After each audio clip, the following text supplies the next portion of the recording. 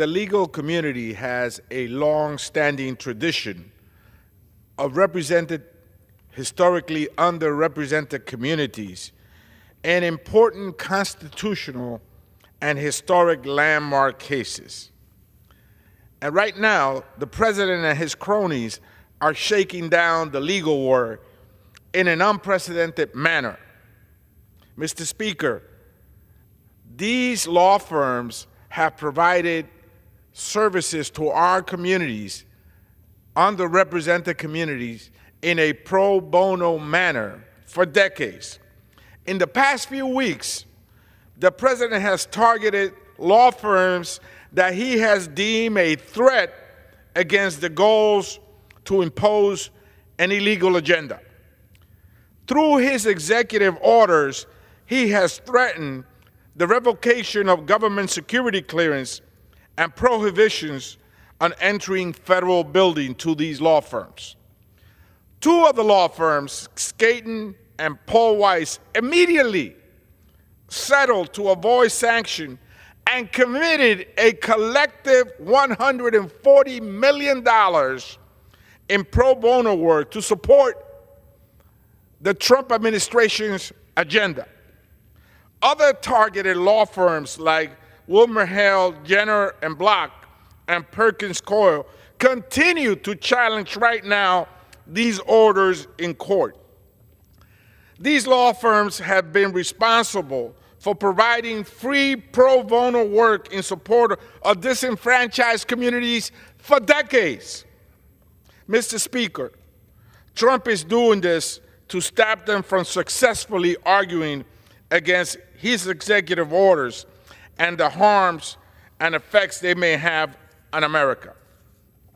In addition, many of our colleagues across the aisle have introduced at least 7 bills to impeach federal judges who have ruled against the Trump agenda. They attempt to cripple our judicial branch of government, which guarantees a delicate balance in our democracy, in our republic.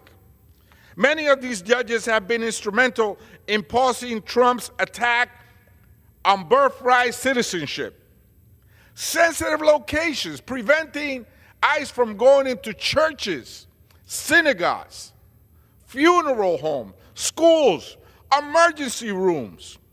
This is what they're trying to do. They're trying to impose this very aggressive agenda. Protections for the Consumer Financial Protection Bureau, and of course, attempting to dismantle the one system that has given us the ability all to rise together, the public education system. House Republicans are carrying out Trump's attack by insisting that we take up legislation that will severely limit judicial's ability to issue rulings that have a nationwide positive effect on communities. Mr. Speaker, there has been a long-standing tradition of unrepresented communities resorting to the judicial system when all else has failed. When all else has failed, communities go to the court to get relief. When it has been extremely hard to fight against larger, richer, and more powerful entities and to hold them accountable, communities go to the courts. Rulings like Brown versus the Board of Education, Hodges versus Obergefell, and Roe versus Wade have been instrumental in ensuring that all communities have equality and protection under the law. Mr. Speaker, these are dangerous times.